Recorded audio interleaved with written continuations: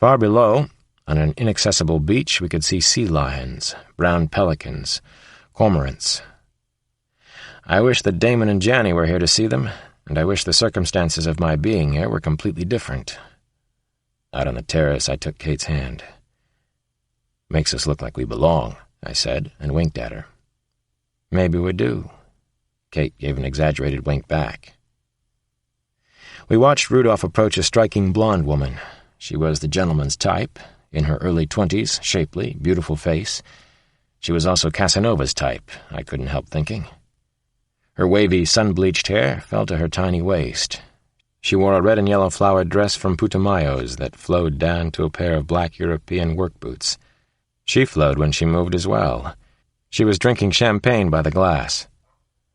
I hadn't spotted Agents Cosgrove or Asaro yet, which was making me a little nervous, a little nuts. "She's beautiful, isn't she?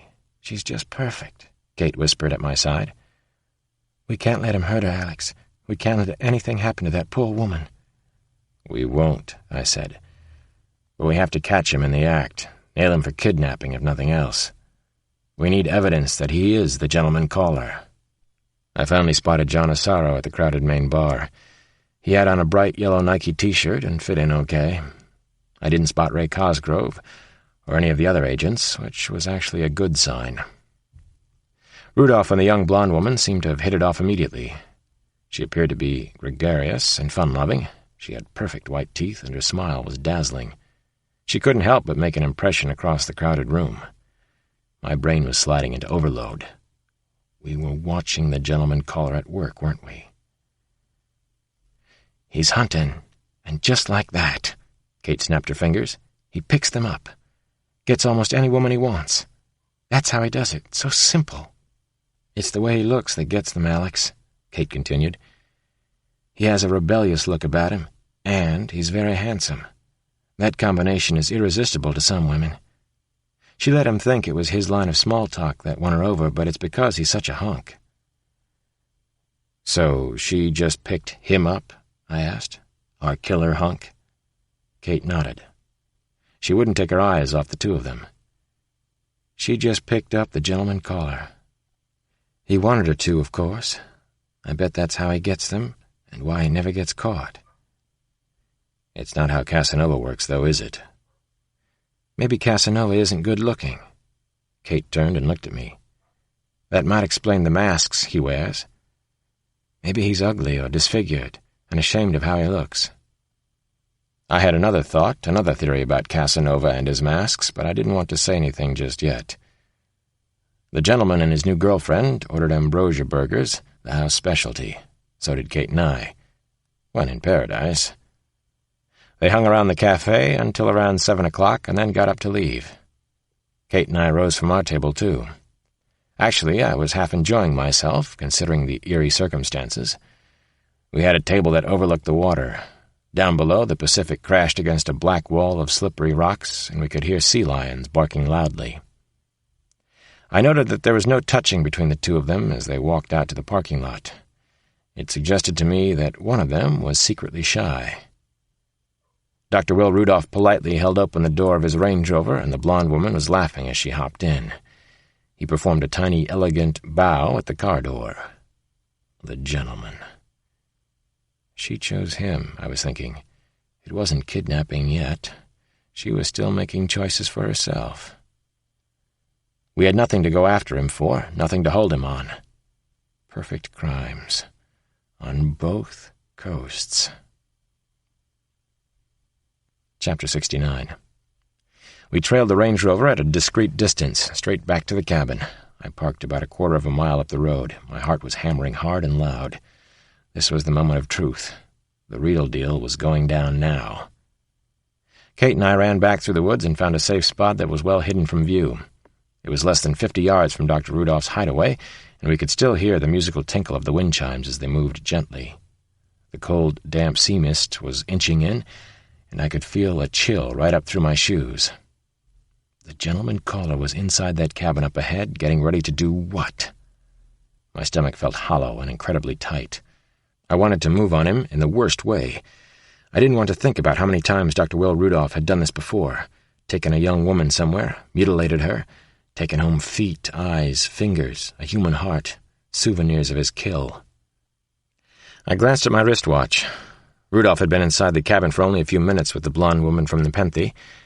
I'd seen movement in the woods on the other side of the house. The FBI was there. It was getting hairy. "Alex, what if he kills her?" Kate asked. She stood close to me, and I could feel the heat from her body. She knew what it felt like to be a captive in a house of horror. She understood the danger better than anyone. He doesn't grab his victims and kill them immediately. The gentleman caller has his routine, I said to Kate. He's kept every one of his victims for a day. He likes to play. He won't break away from the pattern. I believed that, but I didn't know it for certain. Maybe Dr. Rudolph knew we were outside. Maybe he wanted to get caught. Maybe. I remembered stalking the madman Gary Sonaji Murphy. It was hard not to rush the cabin. Take our chances right now. We might find physical evidence of other murders inside.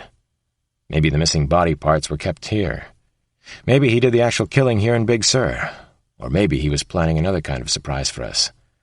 The drama was unfolding less than 50 yards away. "I'm going to try to get in a little closer," I finally said to Kate. "I have to see what's happening in there." "I'm glad you said that," Kate whispered. The talk was cut short. A blood-curdling scream came from the cabin. "Help! Help me! Somebody help me!" the blonde woman screamed. I ran at full speed for the closest door into the cabin. So did at least 5 men in dark blue windbreakers from the other side of the house. I spotted Asaro and Cosgrove among them. FBI, the windbreakers read. Rain slicker yellow on navy blue. All hell was breaking loose in Big Sur. We were about to meet the gentleman. Chapter 70. I got there first, at least I think I did. I threw myself hard against the cabin's wood-plank back door. It wouldn't give. On the second try, the frame splintered and the door burst open with a wounded grunt. I charged into the cabin with my pistol drawn. I could see across the small kitchen and all the way down a narrow hallway that led into a bedroom. The blonde woman from Nepenthe was naked and curled sideways on an antique brass bed. Wildflowers had been thrown around her body. Her wrists were pinioned with handcuffs near the small of her back. She was in pain, but at least she was still alive. The gentleman caller wasn't there. From outside the cabin, I heard a loud bark, the harsh sound of gunfire. At least 6 shots were fired in rapid succession, like a string of powerful firecrackers. "Jesus, don't kill him!" I shouted as I ran from the cabin. Complete chaos reigned in the woods. The Range Rover was already backing wildly from the driveway when I came out. 2 of the FBI men were down on the ground. One was Agent Ray Cosgrove. The others had opened fire on the Range Rover. A side window exploded. Jagged holes opened in the Range Rover's sheet metal. The off-road vehicle swerved sideways, its wheels spinning in the dirt and gravel. "Don't kill him!" I yelled again. No one even looked at me in the wild confusion of the moment. I sprinted through the side woods, hoping to cut off Rudolph if he headed west, back toward Highway 1. I got there just as the Range Rover made a shrieking, skidding turn out onto the road. A gunshot blew out another side window. Great! The FBI was shooting at both of us now. I grabbed the passenger side door and yanked hard at the handle. It was locked. Rudolph tried to accelerate, but I held on tightly. The Rover fishtailed, still caught in a swale of driveway gravel. That gave me time to grab the roof rack with my free hand. I pulled myself onto the roof. Rudolph finally got the Rover onto the concrete roadway and accelerated. He floored the vehicle for 70 yards. Then he hit the brakes hard. I was thinking ahead, that far ahead anyway. My face was pressed tightly against the sheet metal, which was still warm from sitting in the sun at Nepenthe.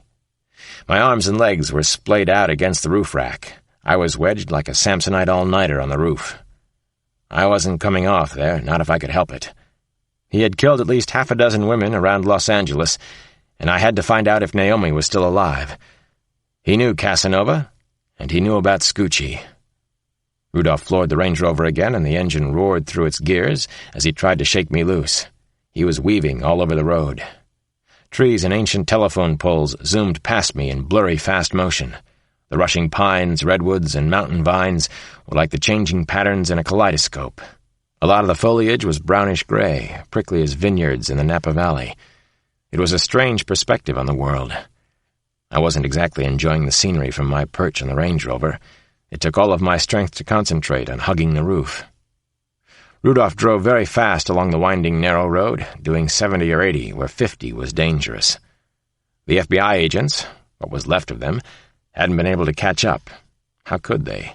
They'd had to run back to their cars. They would be several minutes behind us. Other cars passed us as we got closer to the Pacific Coast Highway. Drivers gave us the strangest looks. I wondered what Rudolph was thinking as he drove. He wasn't trying to throw me off anymore. What options did he still have? In particular, what was he planning as his next move? We were both temporarily in check. Somebody had to lose very big and very soon, though. Will Rudolph had always been too clever to be caught. He wouldn't expect to be stopped now. But how would he get out of this one? I heard the noisy diesel chug of a VW van. I saw the rear end of the van coming fast. We passed it as if it were standing still. There was a flow of traffic against us as we approached the ocean road, mostly kids out for an early evening spin. Some of them pointed at the Range Rover and thought it was a big joke. Just some major asshole from the Sur pulling a stunt, right? Some aging merry prankster high on tequila or maybe even 20-year-old acid. A crazed man hanging onto the roof of a Range Rover doing 70 miles an hour in what amounted to a very scenic parking lot.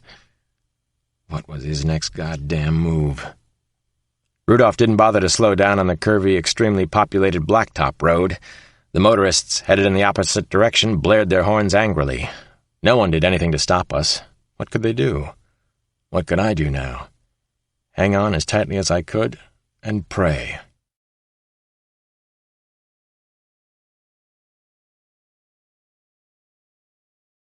Chapter 71. A bright flash of grayish-blue ocean broke through the scrim of fir and redwood branches.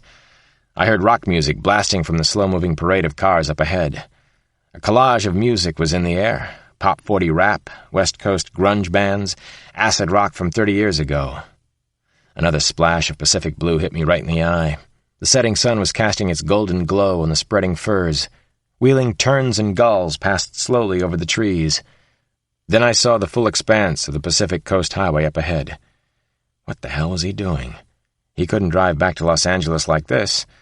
Or was he crazy enough to try? Eventually, he'd have to stop for gas. What would he do then? Traffic on the highway was light heading north, but heavy moving south. The Range Rover was still doing 60 or better, careening faster than anyone ought to drive on the curvy side highway, especially as it merged into the busier coast road. Rudolph didn't slow down as he approached the crowded highway. I could see family station wagons, convertibles, four-wheel drive vehicles. Just another crazy Saturday night on the Northern California shoreline, but it was about to get a whole lot crazier. We were 50 yards from the highway now. He was going as fast as ever, if not faster. My arms were stiff and numb. My throat was dry from exhaust fumes. I didn't know how much longer I could hold on. And suddenly I thought I knew what he was going to do. "You son of a bitch!" I yelled, just to yell. I wedged my body even tighter against the straining metal roof rails. Rudolph had created an impromptu escape plan. He was only 10 to 15 yards from the highway traffic, no more than that. Just as the Rover reached the sharp turn onto the Pacific Coast Highway, he braked hard. The loud screech of radial tires was terrifying, especially from where I was listening. A bearded face in a passing multicolored minivan yelled out, "Slow down, you asshole!" Which asshole, I wondered. This asshole definitely wanted to slow down. The top-heavy Range Rover held its path for a few yards, then it started to fishtail right, then left, then right again. It was total bedlam now. Horns were blowing everywhere at once on the busy highway. Drivers and passengers couldn't believe what they were seeing, what was bearing down on them from the side road. Rudolph was doing everything wrong at the wheel on purpose. He wanted the Rover to spin out. Its tires still squealing like animals being slaughtered, the Range Rover slid left until it was facing south, but it was actually traveling west into traffic. Then the Rover's tail end swerved all the way around. We were going to hit the traffic moving backward. We were going to crash. I was sure we would both be killed. Images of Damon and Janny flashed before me. I couldn't guess how fast we were going when we broadsided a silver-blue minivan. I didn't even try to hang on to the roof rack. I concentrated on relaxing my body, preparing for a bone-breaking, possibly deadly impact in the next few seconds. I yelled, but the sound of my voice was lost in the high-pitched, screeching